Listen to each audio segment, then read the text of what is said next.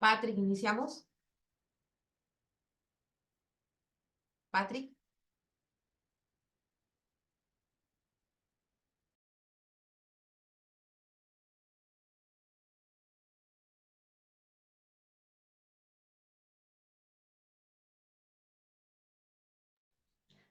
Bienvenidos y bienvenidas todo el mundo a otro sábado de USPED Latinoamérica.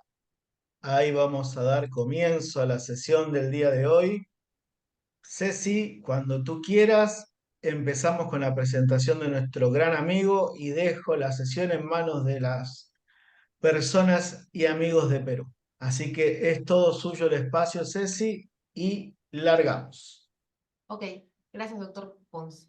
Bueno, buenos días con todos, amigos de Latinoamérica, amigos de Colombia, de México, de Perú, bastantes amigos conocidos. Bienvenidos a esta otra sesión sabatina de Sábados USPE. Soy la doctora Cecilia Tawada, pediatra intensivista de Perú. Y el día de hoy tenemos un tema muy importante y muy actual, ¿no? Doppler transcranial en T grave. Y está a cargo de un gran amigo mío, el doctor Patrick Kaki. Patrick es bastante conocido en el tema, es una voz bastante autorizada y respetada, con bastante experiencia en el manejo de Doppler transcranial. Adelante, Reinaldo. Patrick trabaja en la UCI neuroquirúrgica pediátrica del Instituto Nacional de Salud del Niño de San Borja. Además, Patrick ha hecho el diplomado de neurocríticos en la Universidad Autónoma de México y es profesor de la Universidad de San Marcos y de la Universidad Autónoma de México. Con mucho gusto, recibamos a Patrick, ¿no? Adelante, Patrick. ¿Qué tal? Muy buenos días con todos. Agradecerles por su presencia.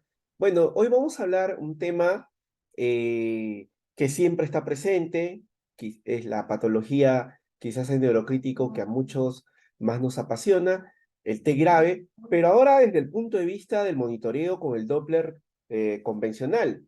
Hay que recordar que la neuromonitorización puede realizarse con diferentes métodos, pero ninguno de estos, de forma aislada, o sea, solita, nos va a aportar toda la información. Uno de los, uno de esos métodos justamente es el Doppler, eh, que tiene dos modalidades, el convencional y el dúplex.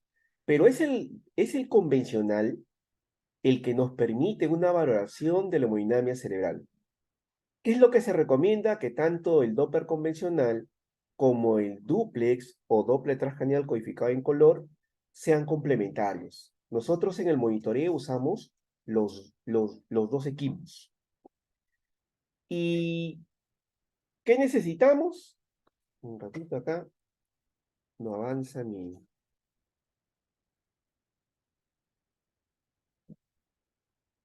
no avanza mi diapositiva.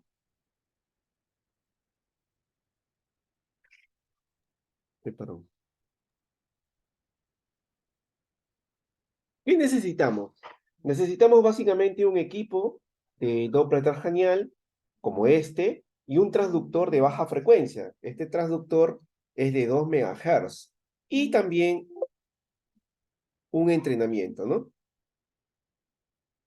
Listo. Un poquito de historia. En 1965, Manabu y Kanamasa realizan una comparación hemodinámica entre la arteria carótida derecha e izquierda en pacientes con hemiplegia usando Doppler. Y ya en 1982 alguien se atreve a insonar dentro del cráneo, y justamente Saslit, en 1982, que logra insonar las arterias cerebrales de la base del cráneo y logra calcular las velocidades de flujo de estas.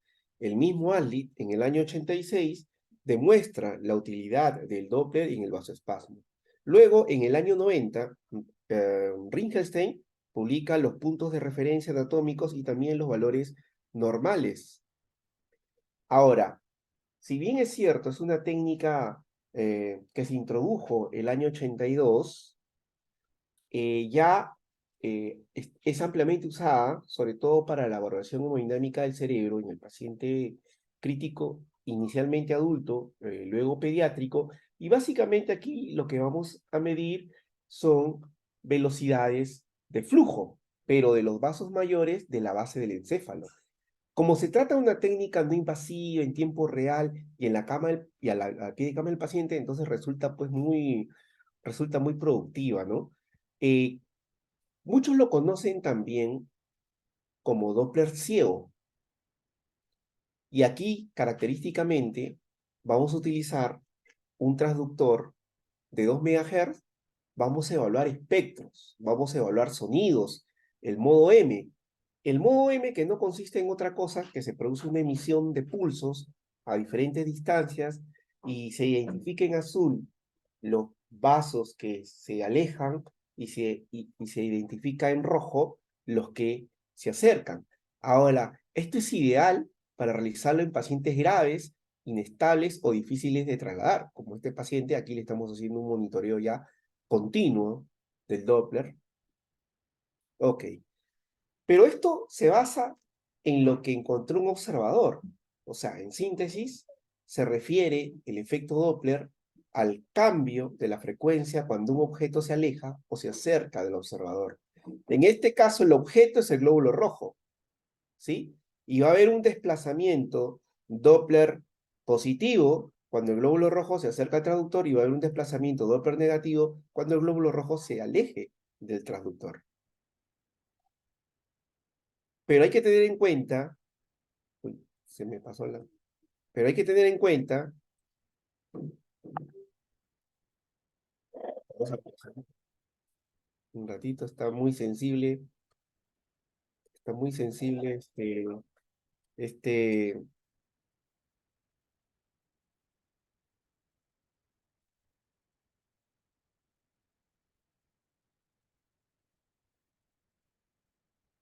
un ratito, está muy sensible esta laptop que me han prestado, vamos a ver. Ah, ok. Algo importante es la angulación. ¿Qué angulación es la ideal? Si hablamos de angulación ideal, nos basamos en la fórmula del Doppler shift, ¿sí? En la fórmula del Doppler shift. ¿En qué consiste esta? Fíjense aquí. Todos los factores, todos se van a mantener constantes, excepto el ángulo. La angulación va a definir qué velocidad voy a tener. Y para que esta velocidad sea máxima, esto de aquí debe ser 1. O sea, el coseno de teta debe ser 1. ¿Y qué ángulo te da un coseno de teta? Coseno de teta 1, pues el ángulo 0. Entonces, el ángulo ideal entre el glóbulo rojo y el transductor debe ser 0. Pero se considera que hasta 30 grados es aceptable. ¿Pero por qué? Porque fíjense aquí, según la angulación, tendrán la velocidad máxima y qué tanto del 100% del espectro tienen. Por ejemplo, si angulamos a 15 grados, tendremos un 97% del espectro, totalmente evaluable. Pero fíjense aquí, si angulamos a 90 grados, no vamos a tener absolutamente nada del espectro. Nosotros nos basamos en parte a la última guía, ¿no?, de consenso, y mucho de lo que le estoy mencionando, mucho de lo que estoy mencionando está parte de esta guía. Vamos a hacer un recuerdo anatómico aquí. Primero quiero recordarles algo, que la macrocirculación está compuesta por un eje carotidio y un eje vértebro-basilar. Y estas dos forman un sistema redundante que va a asegurar la irrigación de cualquier parte del cerebro. En la mayoría de los niños, el polígono de Willis no es completo, pero el cerebro en sí es un órgano muy irrigado y con muchas zonas que evitan que colapse todo el encéfalo. O sea, la naturaleza es sabia. O sea, la circulación cerebral es un sistema eficaz. Fíjense aquí, la circulación posterior, las dos vertebrales, la basilar, luego viene el cerebral posterior, la comunicante posterior, la cerebral media, aquí viene la cerebral anterior, la comunicante anterior. Aquí está la oftálmica, esta de aquí es la carótida interna. Y las ventanas, según el último consenso de expertos, son las arterias por ventana que estoy colocando, o sea, en la temporal, que es la ventana más usada, podemos insonar a la arteria cerebral media, a la arteria cerebral anterior, a la arteria cerebral posterior y a la arteria carótida interna. En la suboccipital, las dos vertebrales y la basilar. En la ventana oftálmica, a la arteria oftálmica, y en la ventana submandibular, a la arteria carótida interna en su porción extracraneal para calcular el índice de Lindergaard. Muy bien, ¿qué tenemos que tener en consideración? Inicialmente, en un espectro, que es esta imagen, lo que debemos ubicar es a la velocidad sistólica pico, número 1, a la velocidad diastólica final, número 2, y un punto medio que es la velocidad media, número 3.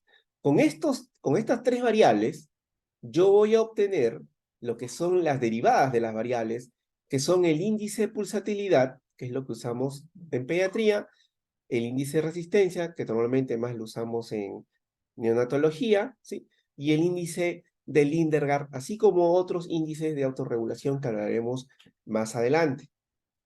Ahora, ¿qué es lo importante aquí?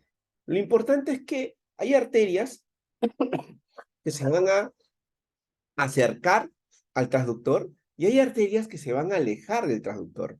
Es por eso que hablamos de un desplazamiento Doppler positivo, donde no solamente hay que calcular parámetros y variables, sino que hay que analizar el espectro, el sentido y también el modo M. A continuación les muestro un video de la arteria cerebral media que tiene un desplazamiento Doppler positivo.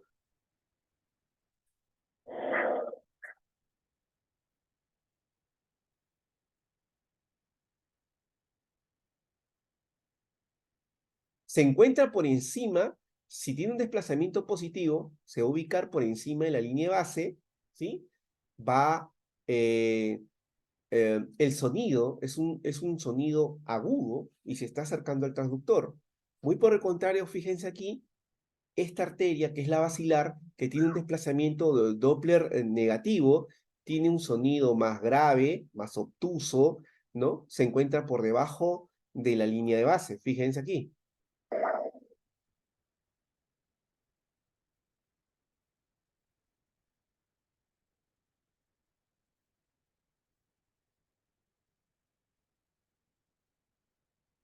Entonces debemos identificarlos por el sonido también.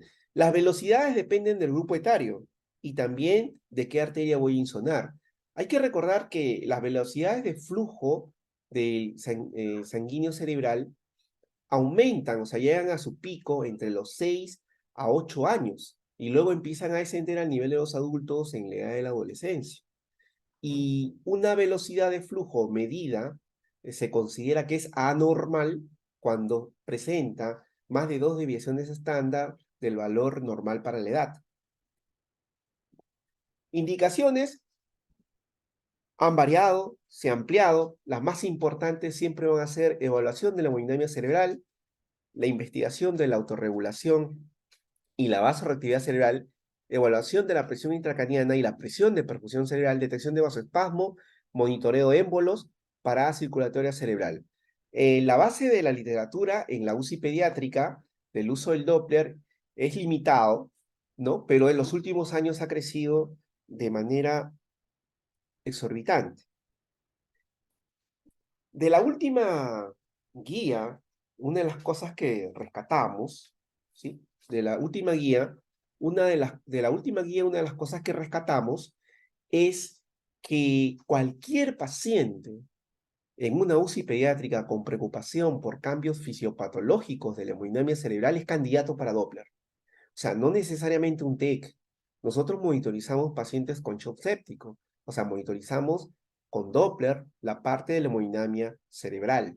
Graduamos los vasoactivos no solamente en base al gasto cardíaco, al índice cardíaco, etcétera, sino también en base al flujo sanguíneo cerebral.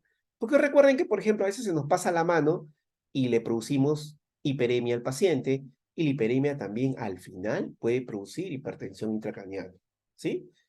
Este fue un trabajo de expertos que utilizaron el método Delphi modificado y dejaron 34 recomendaciones. Lógicamente que no voy a hablar de las 34 recomendaciones que fueron repartidas en 4 dominios, sino lo que les voy a hablar es lo más importante porque es en la práctica lo que realmente nos sirve, ¿no? Siempre todo tiene que estar documentado y lo más importante, antes de hacer un Doppler, antes de cualquier cosa, es tener en claro los valores de aquellos que pueden alterarme la velocidad de flujo sanguíneo cerebral, como la temperatura, la presión media, la PCO2, la glucosa, el valor del sodio, la hemoglobina, la PIC, la PPC, si está en ventilación mecánica invasiva o no invasiva, el uso y tipo de sedante o ansiolítico que está recibiendo el paciente. Todo eso es necesario registrar, porque a veces me consultan y me envían el video, todo, y me dicen, doctor, tiene hipertensión, ¿no? Le digo, pero ¿y cuánto está el CO2? Ah, no sé. Entonces, cosas así pasan, ¿eh? La idea es evitar errores.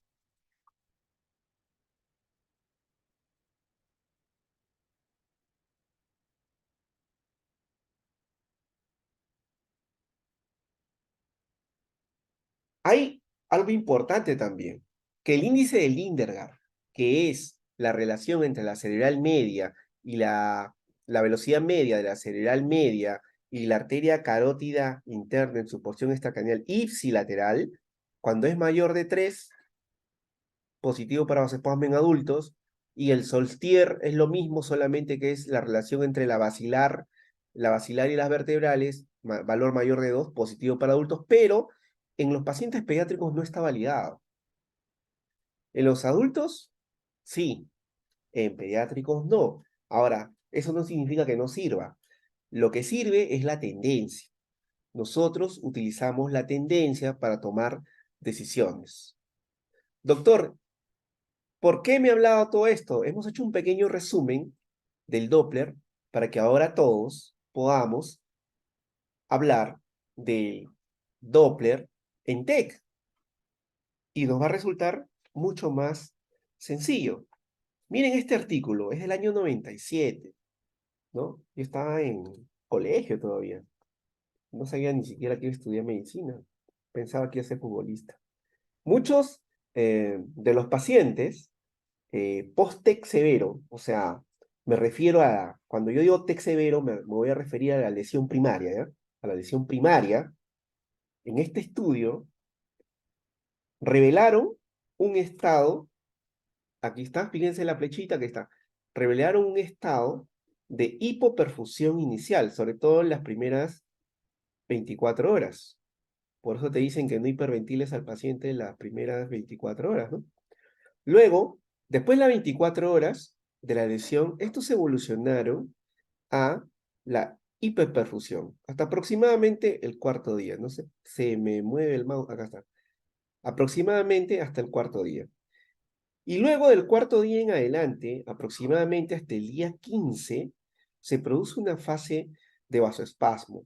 Esto no es estricto, o sea, normalmente la hipoperfusión dura 24, sí. La hiperemia es variable, hay algunos que duran 2 días, hay algunos que duran hasta 4 días. El vasoespasmo también es muy variable, pero ese es el rango máximo normalmente en que aparecen. ¿Cómo vamos a saber el rango de cada paciente? Pues monitorizando, ¿no? Pero aquí tenemos, como referimos, son rangos nada más, ¿sí? Y lo que nosotros tenemos que hacer es sostener la disponibilidad cerebral de oxígeno eh, como primer objetivo, ¿no? En el manejo de los pacientes con TEC, y debemos tenerlo presente en todas las etapas. Ahora, a la práctica. Entonces, ¿cómo se ve en el Doppler las fases de hipoperfusión, hiperemia, vasoespasmo? ¿O cómo las reconozco y para qué me sirve en realidad? La fase de hipoperfusión se va a caracterizar porque hay una disminución de la velocidad media, pero también puede tener una velocidad media normal, no necesariamente baja, puede estar dentro del rango inferior de normalidad, por si acaso. Y el índice de pulsatilidad igual. lo característico es que esté elevado, pero puede estar normal, en este caso en el límite superior. Ojo, ¿sí? ¿Y aquí qué hay? Aquí hay daño de riesgo isquémico en esta primera fase. En la segunda fase, entonces yo encuentro este Doppler y que normalmente ¿qué hago? Lo que le falta al paciente, cuál es la etiología, ¿no? ¿Cuál es la etiología de esta hipoperfusión? ¿Es hipertensión endocraniana? ¿Te faltó regular el CO2? Pongamos que sea hipertensión endocraniana, ya sabes qué vas a dar. Pero cuando tú tengas un paciente con este patrón, lo primero que tienes que evaluar es, al menos, date un segundo y di, ¿cuánto está mi CO2 y cuánto está mi presión? Nada más. Y si tu CO2 está normal y tu presión está normal, probablemente este paciente sí tenga un patrón que se corresponda con hipertensión endocraniana. No se aloquen, porque los muchachos se alocan y ven esta imagen y ya muchas veces es el CO2, es la presión, a veces fue la glucosa y todos esos factores hay que descartarlos, ¿sí? Pero desde el punto de vista del diagnóstico por Doppler, lo característico en la hipoperfusión, característico así a rajatabla, velocidad media disminuida, índice de pulsatilidad elevado. ¿Sí? Es lo característico así. Luego viene la fase de hiperemia, donde la velocidad media se eleva, ¿sí? Pero el índice de pulsatilidad se mantiene normal. Y, lógicamente, que voy a diferenciar la hiperemia con la fase de vasoespasmo en los adultos con el Lindbergh y en los pacientes pediátricos, pues lo que me queda es ver la tendencia del Lindbergh. Y aquí en la fase de hiperemia, porque es importante, muchas veces nos llaman a nosotros por un paciente que ingresó por hipoperfusión y luego sangró, o luego empeoró, y el paciente está con noradrenalina, etcétera, y el paciente ya entró a fase de hiperemia. Entonces, ¿por qué es importante reconocer con el Doppler la fase de hiperemia? Porque la fase de hiperemia puede favorecer el desarrollo de hipertensión intracraniana por un incremento del volumen sanguíneo cerebral. Así que, ojo, nosotros mismos podemos inducir a la hipertensión endocraniana y empeorar a nuestro paciente, ¿sí? Luego viene la otra fase, que no mucho le prestan atención, pero es la fase de vasoespasmo, que por si acaso a veces puede traer situaciones de complicaciones como esta. Fíjense este espectro, ¿sí? Fíjense este espectro, miren, aquí, lógicamente, si fuese adulto, el Lindbergh debe ser positivo, que es la relación de la velocidad media de la arteria cerebral media sobre la arteria carótida interna extracranial ipsilateral, ¿sí? En adultos mayores de 3 y en pediátricos, bueno, si la tendencia siempre va para arriba, pues probablemente sí hay un vasoespasmo. Eh, muchas veces, a veces se ha visto incluso pocas veces que el vasoespasmo cursa incluso con disminución de la oxigenación cerebral, sobre todo los vasoespasmos severos. Pero felizmente la mayoría no son severos, pero hay que reconocer estas tres fases para dirigir el manejo. Ahora, ¿cuál es la evolución de la hipertensión endocraniana? A ver, aquí el mouse toco y no sé dónde aparece la flechita. Acá está. Ya está. Este es un espectro normal. ¿Qué sucede? A medida que se incrementa la presión intracraniana, comienza a aumentar el flujo sanguíneo. O sea, a medida que aumenta la PIC, el flujo sanguíneo se va a enlentecer. Entonces, esto se va a ver traducido en un descenso de los valores de la velocidad diastólica en el Doppler junto con el incremento de la velocidad sistólica. ¿Y por qué se va a incrementar la velocidad sistólica? La velocidad sistólica se va a incrementar como respuesta a una contracción, a una contracción cardíaca más enérgica de forma compensadora. Entonces, conforme sigue incrementándose la presión intracraniana, la diferencia entre la velocidad sistólica y la velocidad diastólica se va a hacer más marcada y se van incluso a ir separando la sístole de la diástole, ¿no? Entonces, esta mayor diferencia entre la sístole y la diástole, conforme se incrementa la presión intracraniana, lo que va a producir también es un incremento del índice de pulsatilidad. Y si esto sigue, si la PIC sigue creciendo, finalmente habrá un descenso de todas las velocidades. Pero siempre quien más se perjudica es la velocidad diastólica. Recuerden que el cerebro se nutre en sístole y en diástole, pero luego de todo este proceso, la velocidad va a llegar a este punto. O sea, ¿a qué punto, doctor? En que la presión intracraniana iguale a la presión diastólica y estemos ante los picos sistólicos. Aquí todavía puedes ayudar, pero ojo, que si el paciente progresa, aquí la velocidad es 0. Entonces, aquí hablamos de picos sistólicos, que no es un patrón de parada circulatoria cerebral. Pero si la PIC continúa y esta PIC ya vence, sobrepasa a la presión diastólica, entonces ya estamos ante un patrón de parada circulatoria cerebral, en este caso, flujo reverberante. Y cuando la PIC sigue creciendo y ya supera la presión media, hablamos de las espigas sistólicas. Y cuando la presión intracraniana supera la presión arterial sistólica, ya pues hablamos de ausencia de señal. Aquí un casito. Fíjese, este es un caso, digamos, de los rescatables, los buenos, los que te alegran. Es un paciente con un TEC grave. Fíjense, ¿quieren que describa la tomografía? Bueno, vamos a describir la tomografía. Lo llamativo e importante. Aquí, si se dan cuenta, tiene un hematoma epidural en la región frontoparieto-temporal derecha que se asocia a un edema icilateral con una desviación de la línea media 5.16, ¿sí? Este paciente ingresa con esta tomografía a la unidad de trauma shock y monitorizamos una parte de nuestro monitoreo con Doppler y encontramos este espectro. Fíjense aquí.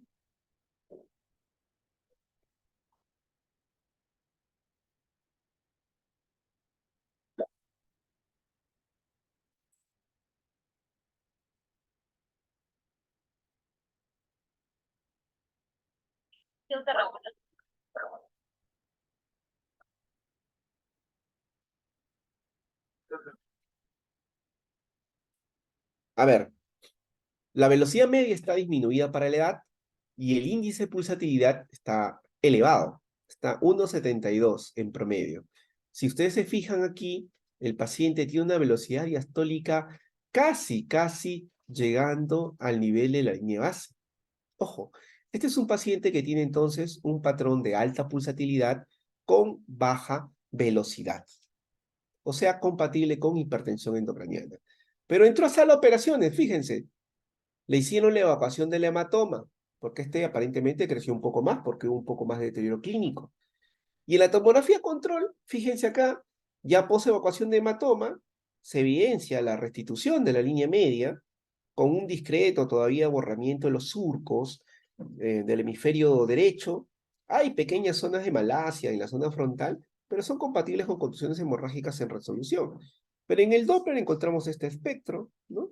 Como yo digo, un espectro vivito, ¿no? Un espectro con una buena diástole, una velocidad media normal, y fíjense un IP de 1.03, o sea, un patrón de con pulsatilidad normal y con velocidad normal.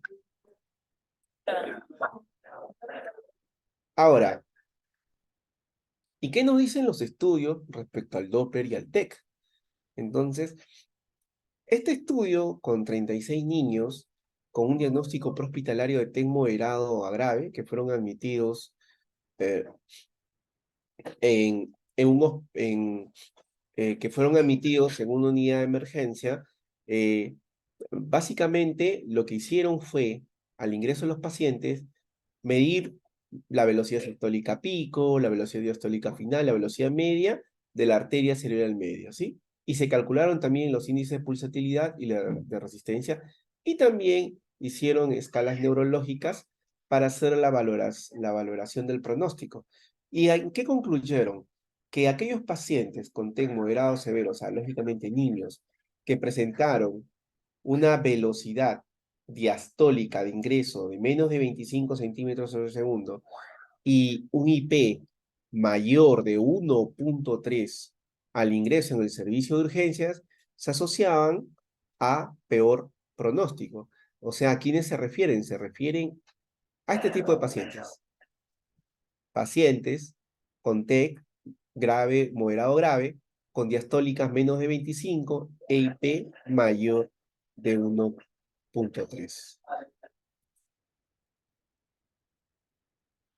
Ahora, también hay otros estudios como este que insonan básicamente la cerebral media con Doppler y también monitorizan la PIC en pacientes con TEC las primeras 24 horas y hacen esta valoración. Fíjense aquí, los pacientes que tenían PIC menos de 20 y más de 20. Fíjense la diferencia, que los pacientes que tienen PIC más de 20 presentan un índice de pulsatilidad mayor que los que tienen menos de 20 y una velocidad diastólica menor que los que tienen menos de 20.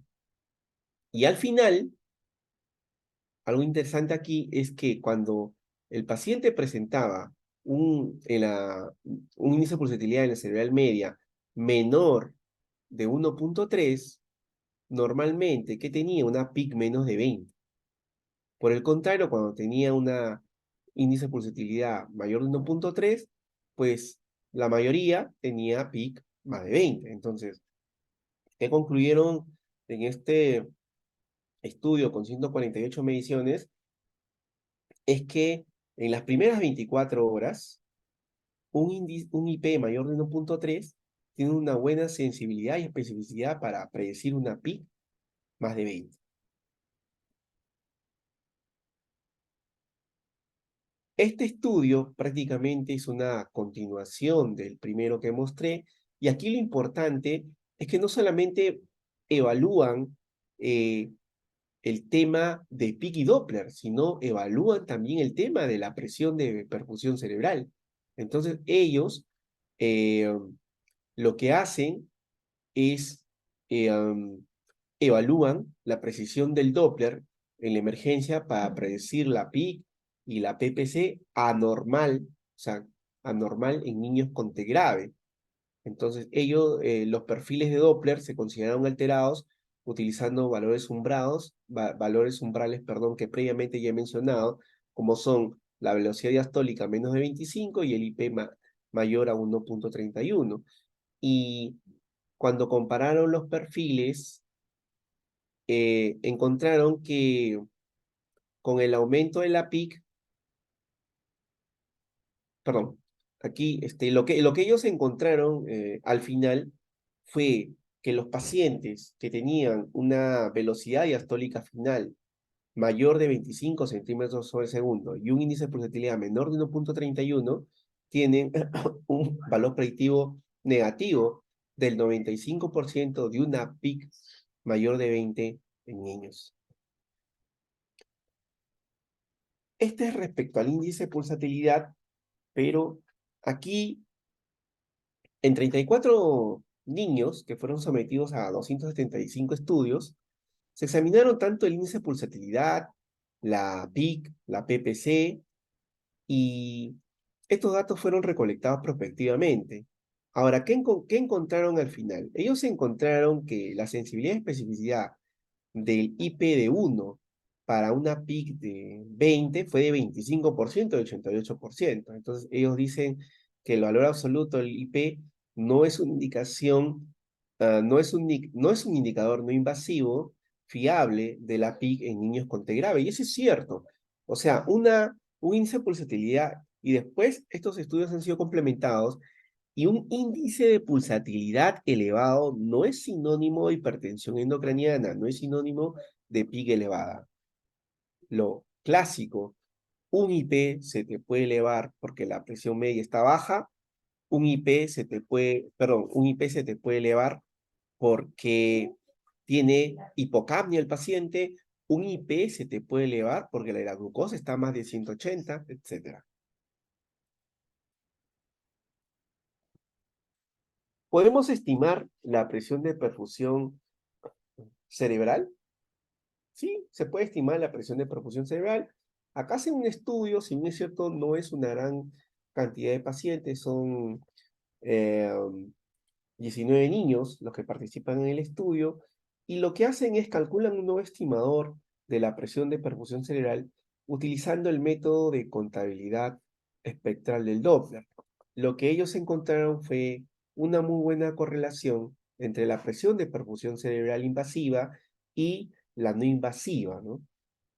Con un coeficiente de correlación significativo. Entonces, esta presión de perfusión cerebral, que llaman espectral, pero es la PPC no invasiva, calculada por Doppler, que probaron en este estudio, tiene una correlación considerable con la presión de perfusión cerebral invasiva y puede predecir una PPC con una buena precisión, pero en el umbral de 70 milímetros de mercurio.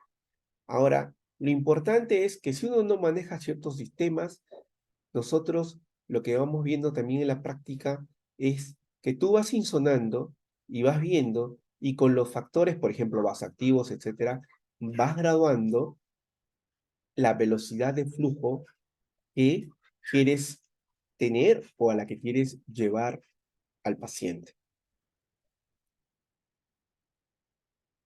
Aquí viene la parte para mí más importante. Más importante, la dejé al final, porque es la parte más importante para mí. Todo es importante, pero cuando nosotros empezamos realmente a aplicarla en la práctica clínica, tuvimos mejores resultados. Al inicio, yo soy sincero, hace como 12 años, lo ignorábamos completamente, sabíamos, pero de ahí a extrapolarlo directamente a la práctica, no lo hacía. Los últimos años sí lo hemos hecho. ¿Y a qué me refiero? A la autorregulación cerebral. Y no es un concepto netamente teórico, es un concepto totalmente práctico en la UCI. Miren, aproximadamente el 35% de los niños con lesión traumática cerebral grave desarrollan deterioro de la autorregulación cerebral en la fase aguda del evento. Cuando la autorregulación está comprometida, los pacientes tienen peores resultados neurológicos. La autorregulación cerebral es la reactividad presora, o sea, es un mecanismo por el cual las arteriolas piales van a modificar su calibre para mantener el flujo sanguíneo cerebral constante a pesar de la variación de la presión media. Recordemos que la presión media puede variar entre 50 y 150 milímetros de mercurio. Y cuando la capacidad de la autorregulación cerebral está afectada, el flujo sanguíneo cerebral se va a volver pasivo y dependiente de la presión media. O sea, va a aumentar o va a disminuir según el aumento o disminución de la PAN. ¿Y por qué es importante? Por lo siguiente, fíjense, un minutito, acá están haciendo bulla.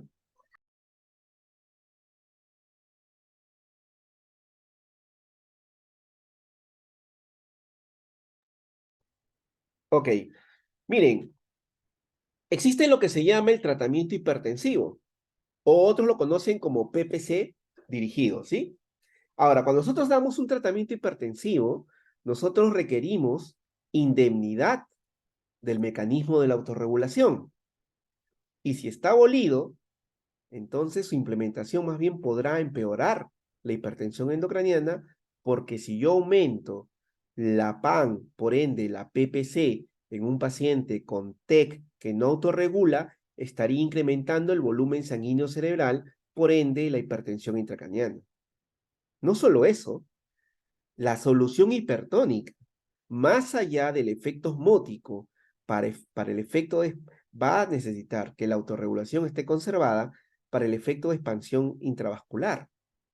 No solo eso, los que usan manitol, normalmente yo no uso, pero los que usan manitol también. O sea, no solamente es el efecto del manitol de la viscosidad, sino también en parte de la acción del manitol tiene que tener la autorregulación conservada.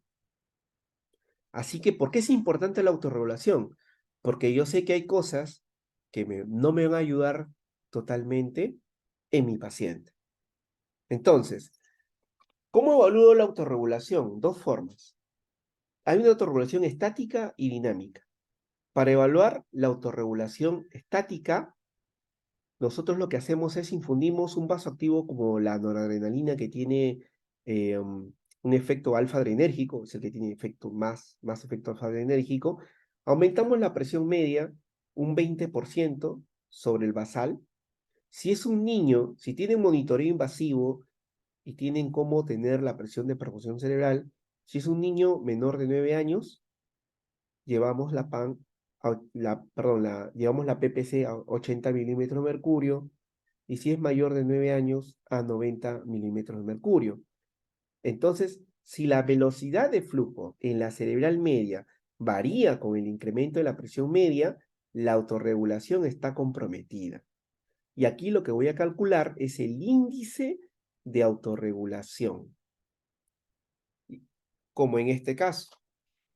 ¿Y cómo calculo el índice de autorregulación? Es el porcentaje de la variación de la resistencia cerebrovascular entre el cambio, entre el porcentaje de variación del cambio de la presión media. Entonces, aquí sale un índice. Y cuando este índice es menor de 0.4, indicará un deterioro de la de la autorregulación estática. Pero existe la dinámica. ¿Qué pasó? No quiero avanzar, ya está. Existe la dinámica. La autorregulación dinámica puede medirse también mediante la prueba de la respuesta hiperémica transitoria de Giller. Ahora, mientras insonamos la cerebral media, se comprime manualmente la carótida interna homolateral durante 3 a 5 segundos y va a suceder esto. Se reduce la velocidad del flujo en un 30-50%. Luego se libera y calculamos esta respuesta. Si la autorregulación está conservada, va a haber una vasodilatación y por ende el flujo que aparezca tiene que ser mayor que la previa a la compresión. Entonces lo que nosotros vamos a calcular aquí es la tasa de la respuesta hiperémica transitoria, que es dividir el flujo, o sea, la velocidad de flujo sistólica antes de la compresión entre la velocidad de flujo sistólica después de la compresión, o sea, cuando se produce la hiperemia. Pero esto tiene algunas cosas a tener en cuenta. ¿A qué me refiero con este concepto de velocidad sistólica antes de la compresión? Esto se refiere al promedio de las velocidades de dos ondas, pero previo a la compresión, pero las velocidades sistólicas previas a la compresión. Y el otro, el postcompresión, también es el promedio de las dos velocidades sistólicas picos después de la compresión. Ojo, porque a veces he visto que hacen el índice, a veces he visto que hacen el test de Giller y a veces se confunden y toman a la velocidad media. No es la velocidad media lo que nosotros medimos acá, son las velocidades sistólicas pico. ¿Ok? Entonces, aquí, ¿cuál sería el valor para decir que el paciente tiene una autorregulación conservada? En el adulto 1.1. En el adulto 1.1, doctor, y en el paciente pediátrico. Hay muchos estudios como este y muchos, que están tomando y están sugiriendo como punto de corte en el paciente pediátrico el valor de más de 1.0 35. Son varias publicaciones que refieren este valor y es el que quizás debería ser considerado para, es el que debe ser considerado, es el que debe ser considerado como valor en el test de Giller. La autorregulación es importantísima. Ahora, dos casos ya, casos tristes, ya no casos felices. También de los casos tristes se aprende. Este es un paciente que ingresa por un TEC cerebral. Fíjense aquí, no hay tantos signos de hipertensión endocraniana. El cirujano dice, oye, ¿saben qué? El manejo es médico, no es quirúrgico. Más llama la atención las lesiones fuera del cráneo. Entonces pasa a la UCI, le hacen el Doppler control y se encuentran con esto.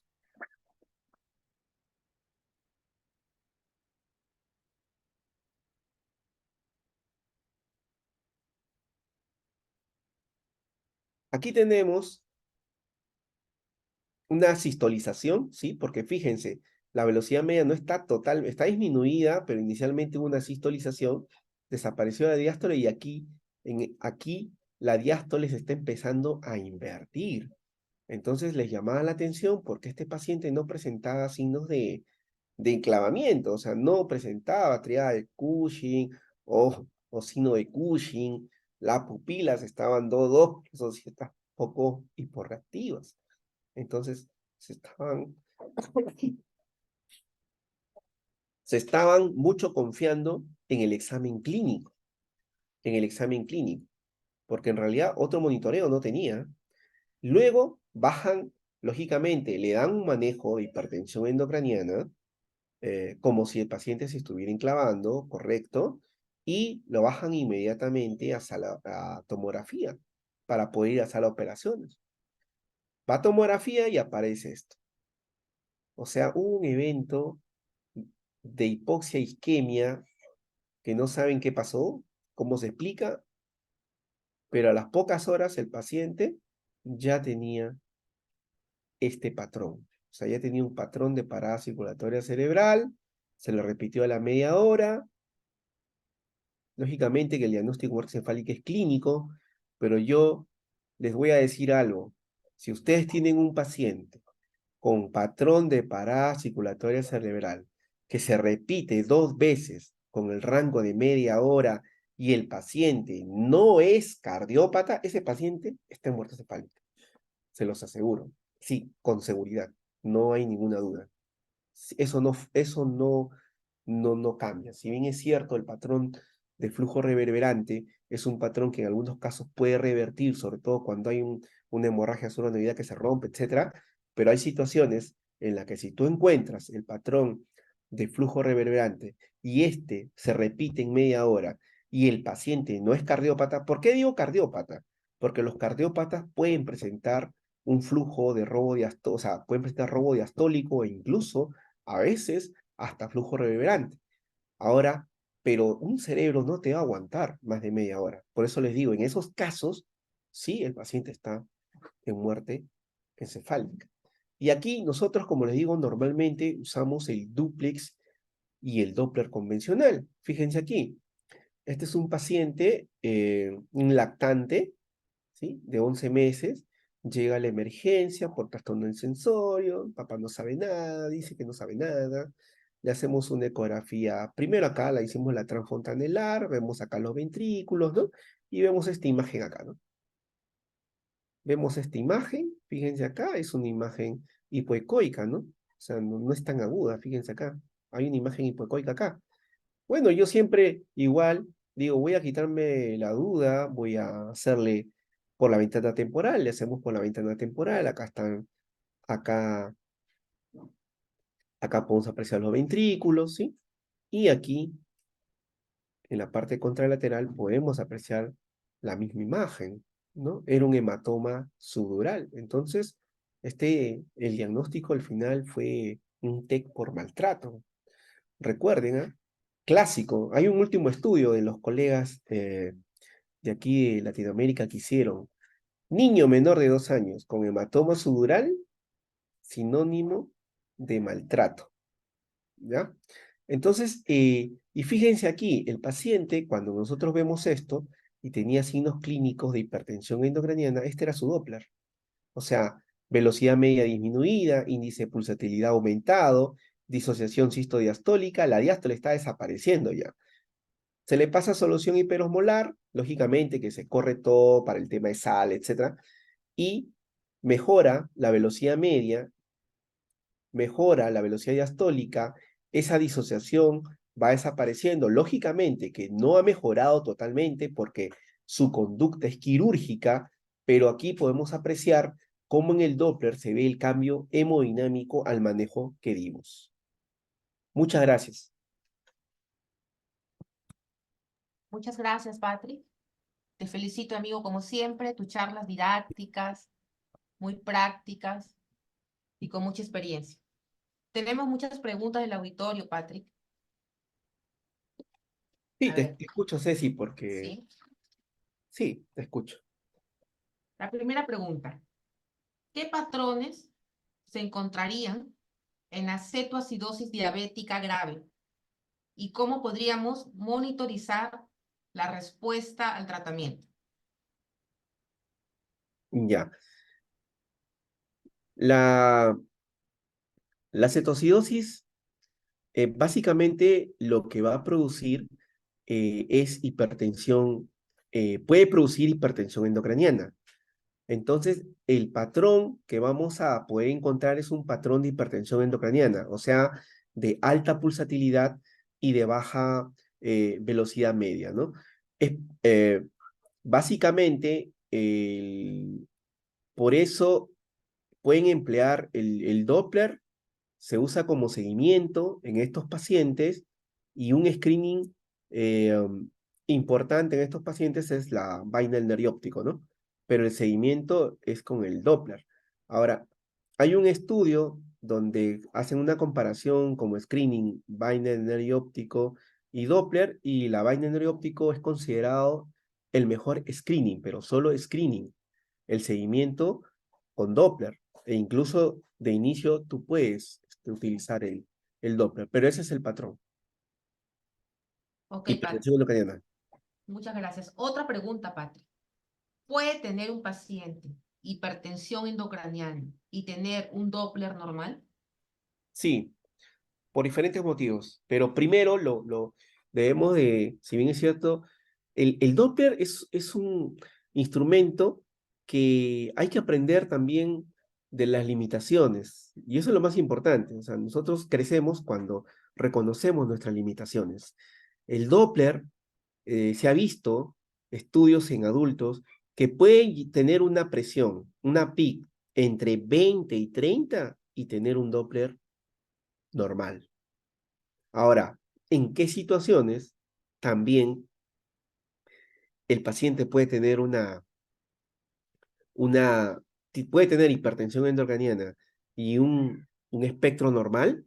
Es cuando el paciente tiene hipertensión endocraniana y vasoespasmo. O sea, ya se encuentra en fase de vasoespasmo, pero la hipertensión endocraniana continúa, o se presentó o empeoró. Entonces, ambos espectros se juntan y te dan un espectro normal, teniendo el paciente vasoespasmo y teniendo hipertensión endocraniana. Entonces, por eso es importante que no sea el único método de monitoreo dentro por eso es que se solicita un monitoreo multimodal. Ok, Patrick. Otras preguntas más. Tienes varias, Patrick. La siguiente. ¿Solamente se usa la sonda de 2 MHz? ¿Hay otras opciones también? Ashley utilizó la de 2 MHz y con eso hizo todo lo que nosotros en una UCI necesitamos. Pero hay sondas, por ejemplo, la de 4, la de 16, 32, que usan más los neurocirujanos en realidad en sala para ver temas de aneurisma. Nosotros en UCI solamente con el de 2 es suficiente. Para todo, nos sirve para todo. Ok, Patrick. Una pregunta muy interesante. En el caso de un niño con craneotomía, ¿qué consideraciones se deben tener para insonar la zona?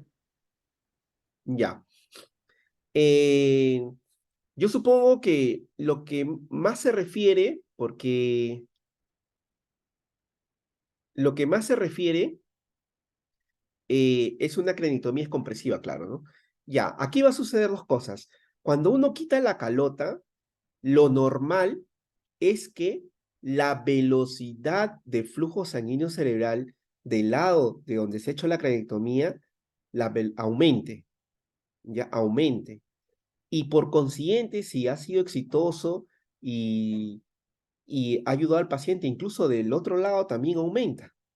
Entonces tú no puedes tener un paciente que tenga una craniectomía descompresiva y la velocidad no se incremente. Ojo, les digo, porque a veces vienen pacientes con craniectomía compresiva, pocas veces, pero nos ha pasado, y tienen velocidad media normal, y eso no es normal.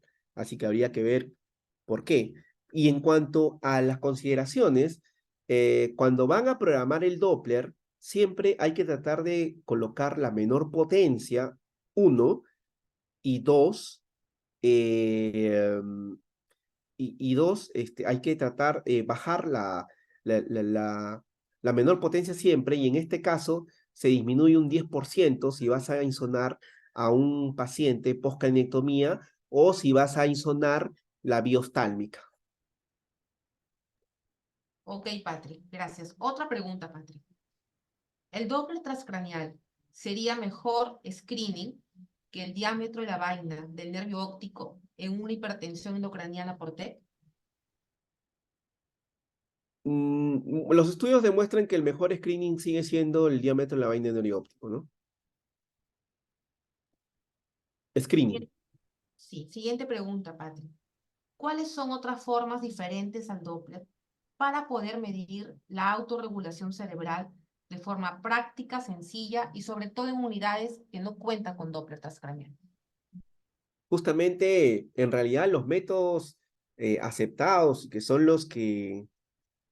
y los que mandan, que son los que mandan, son los que realmente, los recomendados, digamos, este, son, un momentito. Disculpa, Ceci, ¿me puedes repetir la pregunta? Por acá me está... Patrick, Sí, Ceci, por favor. sí.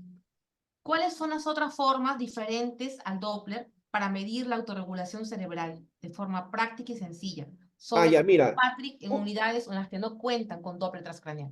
justamente nosotros utilizamos el Doppler porque los métodos invasivos son los que nos sirven. Por ejemplo, para medir la autorregulación, tienes que tener una PIG invasiva y tienes que tener la PPC invasiva, por ende también una PAN invasiva, y con esto puedes hacer una prueba de autorregulación cerebral. Simplemente subes la PIC, pero subes la PAN, y si la PIC sube, no está autorregulando el paciente, porque la respuesta normal es que si la PAN sube, la PIC baja, ¿ya?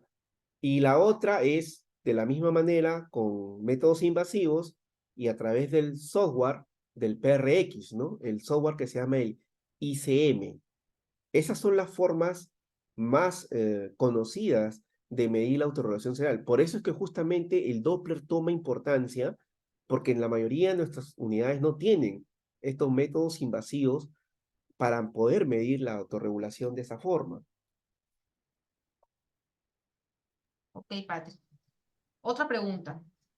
Respecto a una hipertensión endocraniana por TEC en maltrato infantil, ¿el Doppler transcraneal ayudaría bastante en casos de hemorragia subarachnoidea? Sí, sí, sí, sí se puede, sí se puede encontrar, pero temas de hemorragias, en realidad, no, el Doppler transcranial en sí, en la hemorragia, no, porque el Doppler, o sea, estamos hablando del Doppler convencional, que no te va a dar ninguna imagen, en sí no te va a ayudar en el tema de decir, esta es una hemorragia subarachnoidea. Lo que sí es que hay que recordar que cuando se produce una hemorragia subarachnoidea, el paciente lo que puede presentar es vasoespasmo, ¿no? Vasoespasmo. Entonces, el Doppler lo que puede ayudar es en la identificación del vasoespasmo secundario a la hemorragia subaracnoidea. En eso sí. Ok, Patri, otra pregunta más del auditorio. ¿Existe correlación entre la fórmula de 10.93 por IP menos 1.28 y el valor de la PIC en niños?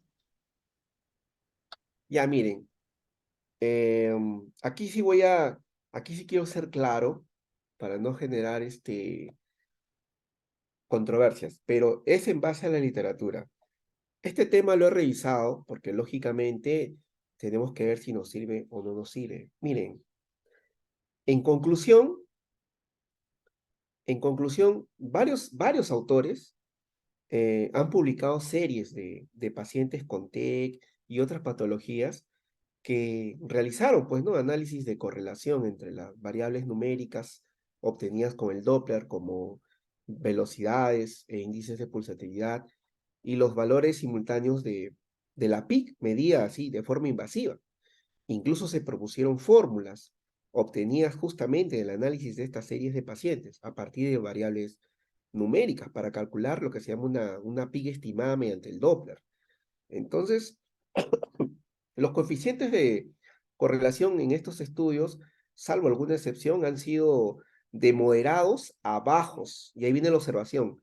Han sido de moderados a bajos y las fórmulas propuestas han revelado que los valores de la PIC estimada en el conjunto de los pacientes de las series tuvieron una desviación estándar que podía superar los 10 milímetros de mercurio. Entonces, llegar hasta una diferencia de 10 milímetros de mercurio, pues lógicamente no iba a ayudar. Entonces, en resumen, el Doppler no puede, en este punto en particular, reemplazar la medición directa de la PIC, ni puede estimar un valor de PIC.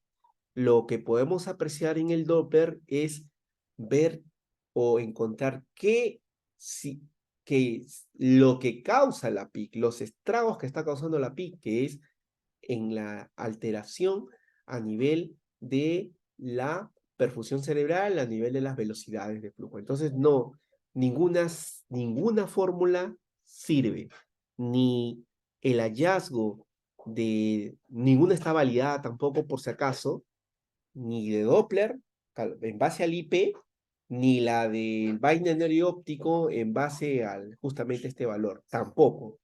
Son medidas, el Doppler da medidas, en este caso, en tema de TEC, da medidas cualitativas, no cuantitativas. Ok, Patrick, muchas gracias. Patrick, ¿pueden existir casos de muerte encefálica diagnosticada clínicamente, pero al insonar con el Doppler transcranial, ¿encontramos flujos aún? Sí, fíjense, el Doppler, el Doppler, justamente estuvimos ahora en Bolivia, ¿no? Haciendo un taller y les presentamos todas las guías. La guía del 2020 dice que el Doppler no sirve para muerte encefálica en adultos, pero debe estudiarse más en niños. La guía del 2023 de la Asociación Americana de Neurología dice en adultos sirve, pero en pediátricos no. Y uno dice, pero es la única arma que tenemos la mayoría de nosotros, porque nosotros no tenemos scan en la mayoría de nuestras unidades. El problema es que es muy operador dependiente. Ahora, punto aparte, ¿en qué situaciones el paciente puede estar en muerte encefálica? E incluso el diagnóstico de muerte encefálica es clínico, pero puede estar en muerte encefálica y presentar flujo. Uno, cráneo abierto, o sea, pacientes con craniotomía descompresiva, sistemas de derivación ventricular externo, sistema de derivación ventrículo-peritoneal. Dos, en pacientes post-reanimación.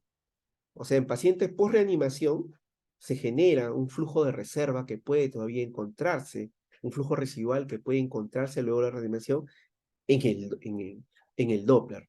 ¿Ya? Básicamente, esos son los casos más frecuentes. Entonces, por eso es que en los pacientes con cráneo abierto, en los pacientes posparo, no se fijen.